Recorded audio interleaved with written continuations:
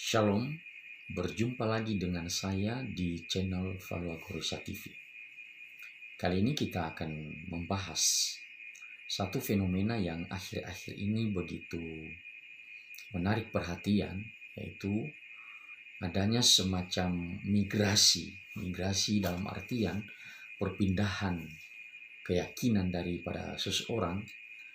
Bisa sebelumnya dia adalah orang yang tidak percaya kepada Kristus, tiba-tiba menjadi percaya kepada Kristus.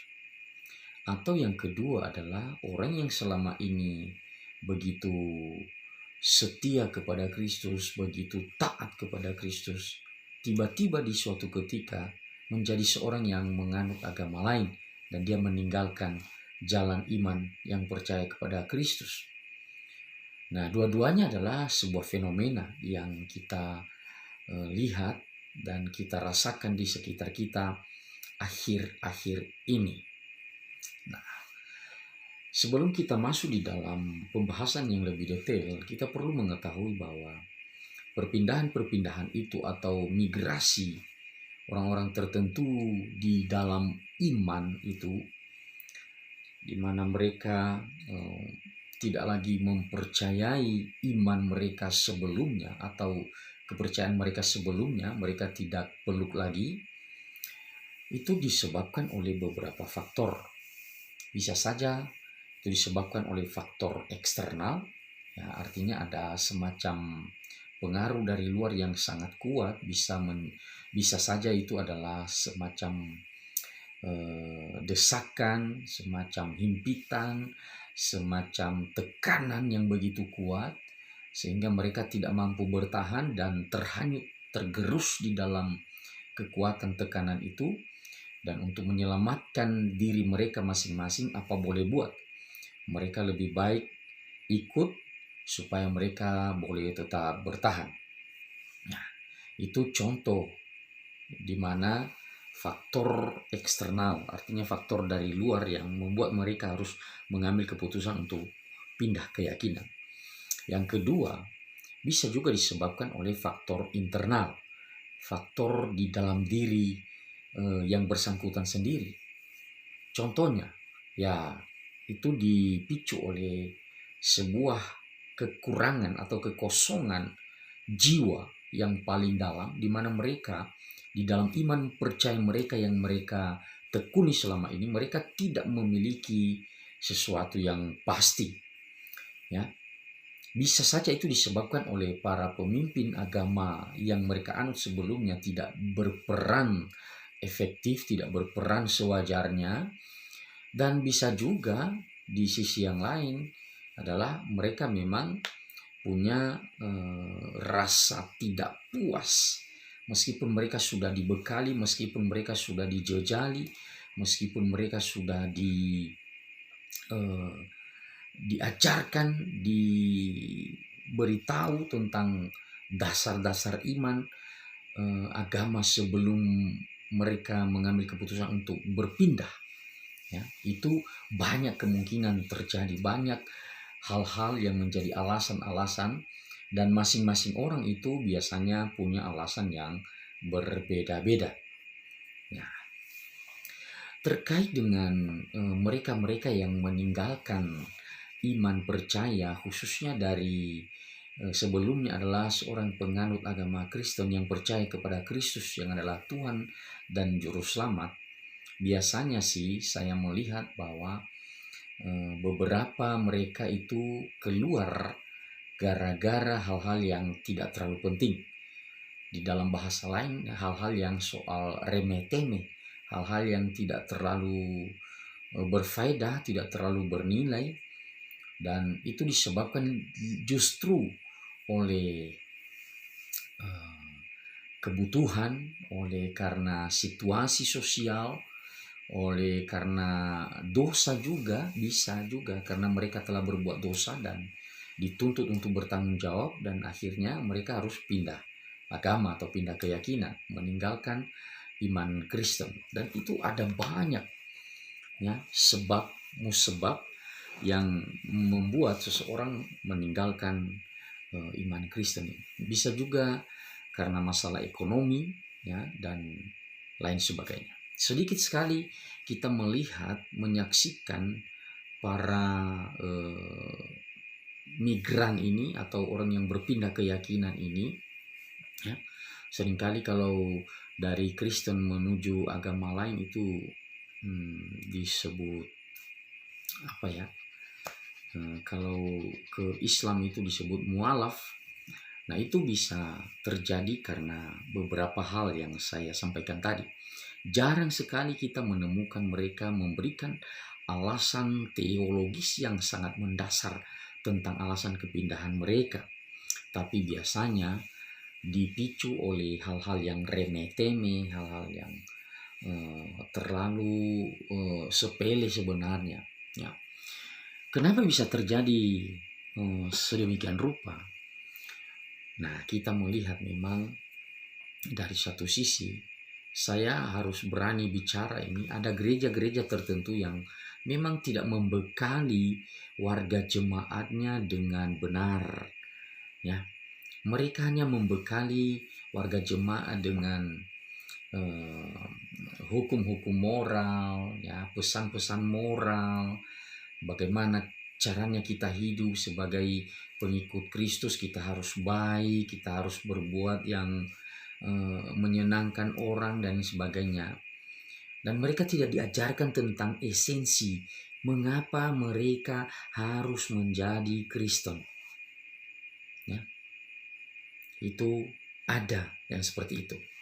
Nah, ini bukan sebuah poin yang dimutlakkan, ya. Kenapa? Karena ada juga memang di sisi yang lain kita saksikan ada orang-orang yang sudah belajar sekian tahun tentang iman Kristen ini, bahkan mereka dididik di sekolah-sekolah teologi, tapi justru ada yang mengambil keputusan untuk pindah keyakinan. Ya, mereka tidak menganut secara ketat dan secara penuh iman Kristen itu, ya. Oleh satu dan lain hal mereka harus meninggalkan iman percaya mereka kepada Kristus. Nah, orang-orang seperti ini saya mau katakan, saudara, seperti status saya di Facebook itu beberapa waktu yang lalu itu, bahwa mereka adalah kambing. Jadi nggak usah terlalu sedih, ya. Ada rekan saya, ada teman saya cerita tentang ada orang yang dikenalnya yang selama ini adalah rohaniwan di gereja, seringkali naik mimbar, seringkali membagikan kebenaran, tapi kok tiba-tiba menjadi seseorang yang meninggalkan iman percaya kepada Kristus, lalu menganut agama yang lain. Lalu dia begitu sedih, ya, dia menangis dan dia merasakan sebuah situasi yang menyesakkan dada. Kenapa bisa seperti itu? Maka saya memberikan jawaban yang sangat ringkas. Ya, nggak usah terlalu sedih.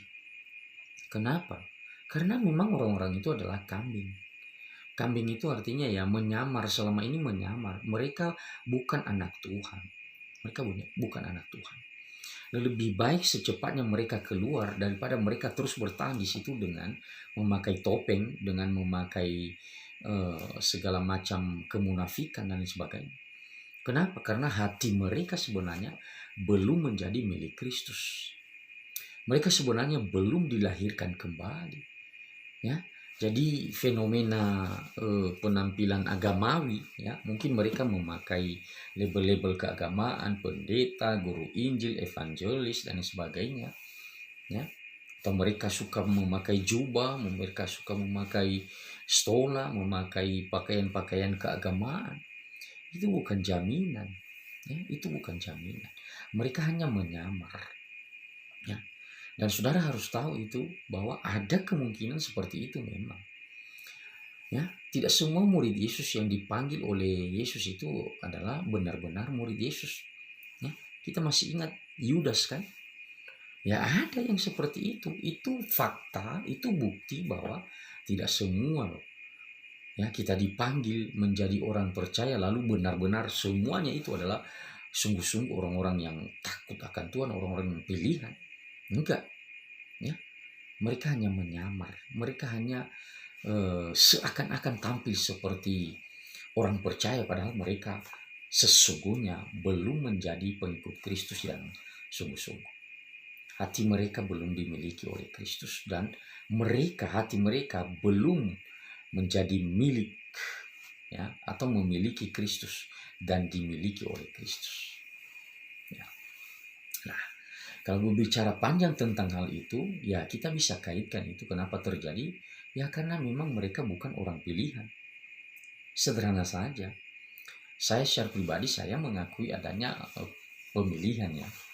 Sebelum dunia dijadikan, ini kata Paulus dalam Efesus, ya, Efesus pasal 1, bahwa sebelum dunia dijadikan kita ini sudah dipilih oleh Allah di dalam Kristus. Jadi kita meyakini adanya pemilihan Allah di dalam otoritas Allah yang luar biasa. Nah, tapi kita tidak bisa menghakimi siapa mereka yang tidak dipilih. Ya, kita tidak bisa menghakimi. Nanti setelah ada buah daripada perjalanan iman mereka, baru di situ kita bisa memberikan penilaian. Apakah mereka bertahan, terus menjadi murid Kristus, terus setia, bahkan menderita di dalam panggilan mereka, atau justru mereka meninggalkan iman percaya mereka kepada Tuhan. Jadi saudara yang dikasihi oleh Tuhan, jangan terlalu sedih, ya, jangan terlalu sedih. Memang benar sebagai sesama tubuh Kristus, ya, kita sedih kalau ada anggota tubuh Kristus yang lain yang meninggalkan persekutuan dengan kita, persekutuan bersama dengan Kristus yang adalah kepala gereja. Kita sedih, ya. Tetapi kita harus ingat bahwa bisa saja mereka tidak menjadi bagian daripada tubuh Kristus sebelumnya. Mereka hanya nebeng-nebeng, mereka hanya menunjukkan diri bahwa saya adalah pengikut Kristus, padahal mereka bukan pengikut Kristus. Ya. Jadi mereka di agama yang mereka tuju, ya kita nggak usah repot, nggak usah mikir, nggak usah terlalu pusing memikirkannya. Itu urusannya mereka. Ya. Yang penting kita bisa baca, ya, buah daripada kehidupan mereka. Kita bisa baca apakah memang benar-benar mereka sebelumnya adalah mengerti iman mereka di dalam Tuhan Yesus Kristus, atau sekedar hanya basa-basi, sekedar hanya meramai-ramaikan saja. Nah, itu poin yang pertama, ya, bagian yang pertama. Yang kedua, bagi mereka juga yang memilih untuk meninggalkan agama mereka sebelumnya dan sekarang menjadi Kristen atau penganut agama Kristen, percaya kepada Yesus, saya secara pribadi tidak terlalu langsung senang, ya, atau langsung bahagia, ya, atau menerimanya dengan sukacita. Jangan dulu, jangan terburu-buru, ya. Kita harus memberikan penilaian. Segala sesuatu harus diuji, kan. Itu butuh waktu, ada proses itu. Maka teman-teman para YouTuber yang seringkali suka mempostingnya kesaksian-kesaksian para murtadin, bagaimana mereka ketemu dengan Yesus, bagaimana mereka secara mujizat bermimpi tentang Yesus, melihat Yesus. Saya kira kita perlu mencurigai, ya. Kita perlu mencurigai. Kenapa saya berkata demikian? Hati-hati loh, ada banyak orang yang berbuat seperti itu seakan-akan mereka benar-benar mengalami perjumpaan dengan Kristus. Lalu hanya di tatanan yang seperti itu saja, lalu mereka percaya. Nah, tiba-tiba nanti di tengah perjalanan mereka undur. Ya. Jadi ada banyak faktor penyebabnya. Belum tentu, hati-hati saja, ya. Tapi kalau mereka yang sungguh-sungguh, mereka pasti pengen untuk belajar kebenaran, ya. Maksudnya orang-orang itu, para murtadin itu, ya, kalau sering mereka sebut itu murtadin itu, kalau memang dia sungguh-sungguh di dalam iman percaya untuk percaya kepada Yesus, orang-orang itu tidak akan membiarkan waktu berlalu begitu saja, tapi mereka akan mempergunakan waktu yang ada untuk belajar tentang kebenaran, belajar tentang Yesus, belajar tentang kasih karunia Allah, belajar tentang Alkitab, ya, belajar tentang ajaran-ajaran kekristenan. Ya. Itu kalau orang yang benar-benar cinta akan Tuhan. Dan di dalam komitmennya untuk belajar itu, dia tidak cepat-cepat ingin tampil untuk mengajar.